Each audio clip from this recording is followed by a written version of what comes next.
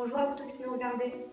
Bonjour Émilie, tu n'es pas à nos côtés, mais tu voulais vivre ce moment avec nous, même si c'est à distance. Bonjour les filles, bonjour Elpi.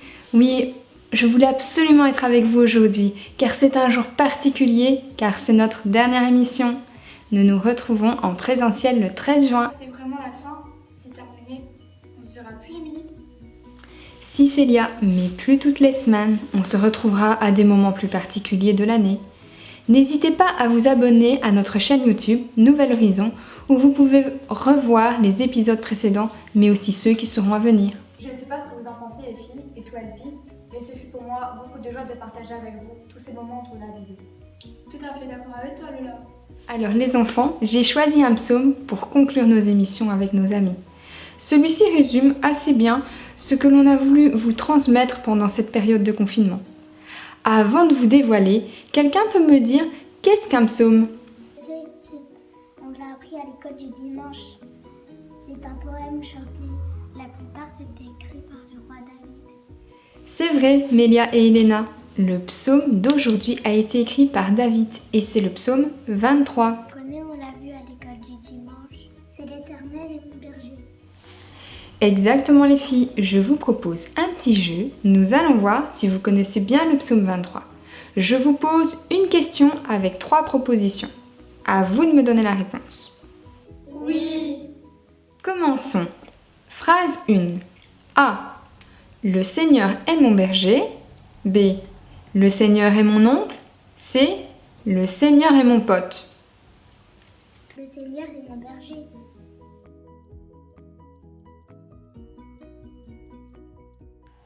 Souvenez-vous les enfants, David, avant d'être roi, il était berger et il connaissait les qualités du berger comme veiller et protéger ses brebis jour et nuit et bien d'autres choses encore. Voilà pourquoi il compare Dieu à un berger. Phrase 2. Il me fait courir dans de verts pâturages. B. Il me fait reposer dans de verts pâturages. C. Il me fait dormir dans des secs pâturages. Il me fait reposer dans de verts pâturages. Cela, ça veut dire quoi?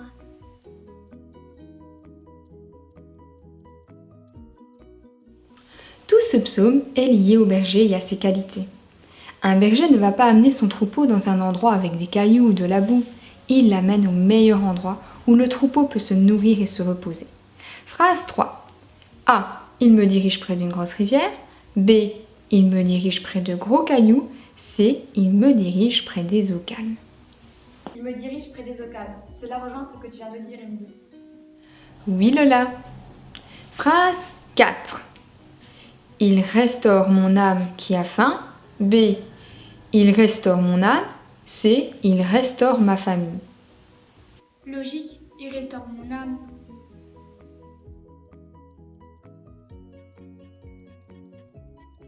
Restaurer, c'est rendre plus beau et c'est ce que Dieu veut faire avec votre âme.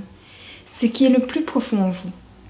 Il veut le rendre plus beau. Vos émotions, vos sentiments, votre caractère, il veut le rendre plus beau. Phrase 5. A. Il me conduit comme j'en ai envie. B. Il me conduit dans le sentier glissant de la rancune. C. Il me conduit dans le sentier de la justice à cause de son nom. Il me conduit dans les sentiers de la justice à cause de son nom. Pas facile à comprendre cette phrase.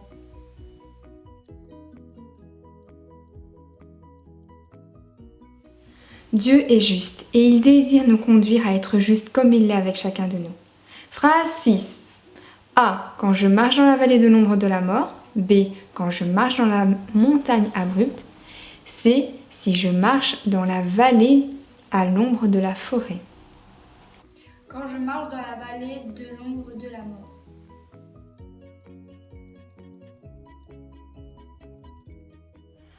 On peut expliquer cette partie par la phrase suivante. Phrase 7. A. Je ne crains aucun mal car je suis fort. B. Je ne crains aucun mal car tu es avec moi. C. Je ne crains rien car je suis fort. Je ne crains aucun mal car tu es avec moi.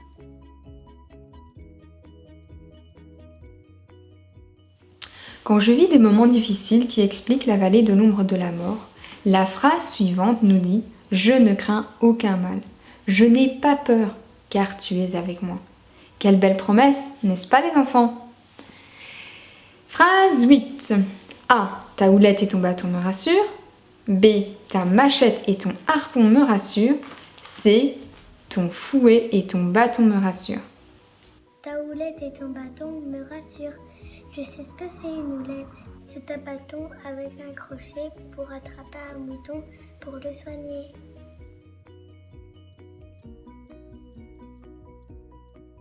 Le berger n'utilise pas le bâton pour frapper son troupeau, mais pour le guider. Et tu as raison, Elena, pour la houlette. Jésus veut faire de même avec nous, nous guider et nous rattraper quand on emprunte un mauvais chemin. Phrase 9. A. Tu dresses une table bien garnie de bonnes choses à manger pour ma famille. B. Tu dresses devant moi un buffet de gâteaux pour moi, mais pas pour mes amis.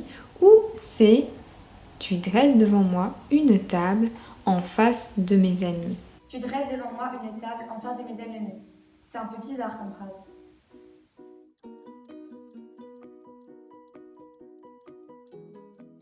Dans ce verset, on y trouve la notion de protection. Dieu nous protège de nos ennemis. Le berger veillait sur son troupeau pour éviter qu'un loup ne vienne manger une de ses brebis ou tout autre prédateur. Phrase 10. A. Tu oins d'huile ma tête. B. Tu oins de vinaigre ma tête. Ou C. Tu oins de miel ma tête. Gardez en tête la réponse car je vais lire directement la phrase suivante car ils sont liés. Phrase 11. A. Et mon bol déborde. B. Et ma coupe déborde. C. Et mon assiette déborde. Tu oins d'huile ma tête et ma coupe déborde. Avec de l'huile sur la tête, on ressemble à une frite. Dans la Bible, on utilise beaucoup d'images pour bien comprendre les choses. Quand on dit que cela déborde, cela évoque beaucoup, trop. Dieu veut nous donner beaucoup, trop pour que l'on puisse prononcer le verset suivant. Phrase 12. Oui, le bonheur et la grâce habiteront tous les jours de ma vie. B. Oui, le malheur et la peur habiteront tous les jours de ma vie. C. Oui, la vapeur et la sueur habiteront tous les jours de ma vie. Le bonheur et la grâce habiteront tous les jours de ma vie.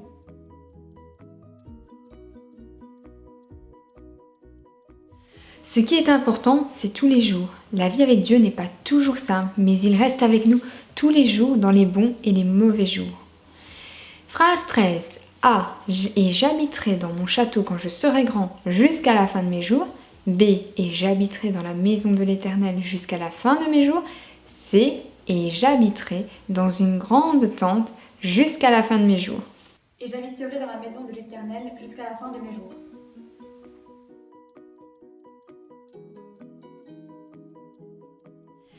Cette phrase exprime le fait de rester dans sa présence sur terre, mais aussi pour l'éternité. Ce psaume, vous pouvez le relire dans le chapitre 23 du livre des psaumes. Avant de se quitter, on aimerait remercier toutes les personnes qui nous ont permis d'utiliser leurs vidéos ou leur musique. Merci Cookie et Philippe. À bientôt pour de prochaines histoires, les amis. Salut.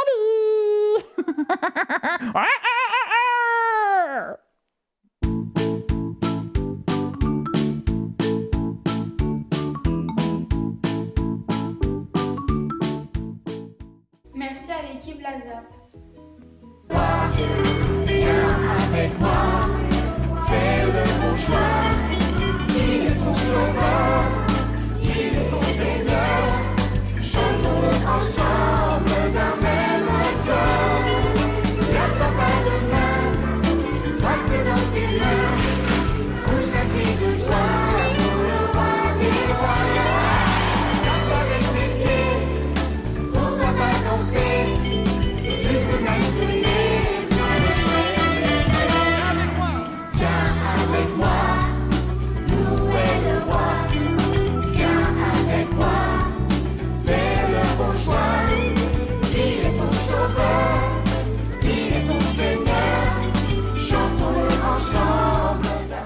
De nous avoir permis d'utiliser leur chant. Merci aussi à vous les filles et Elpi de m'avoir accompagnée à travers ces histoires de la Bible. Je pense que tout le monde peut dire que ce fut une belle aventure.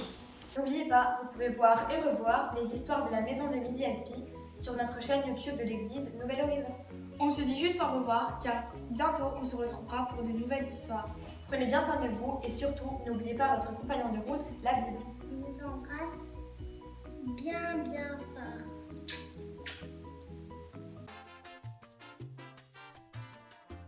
On est en aille.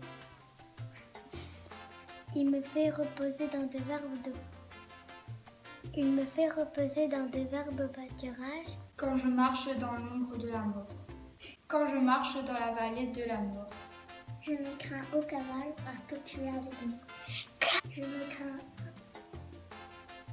Dresse devant moi, non. Assis. Loin d'huile, ma tête. Loin d'île, ma tête.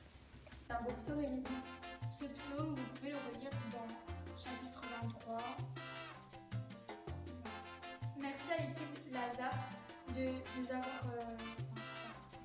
Merci à l'équipe Lazap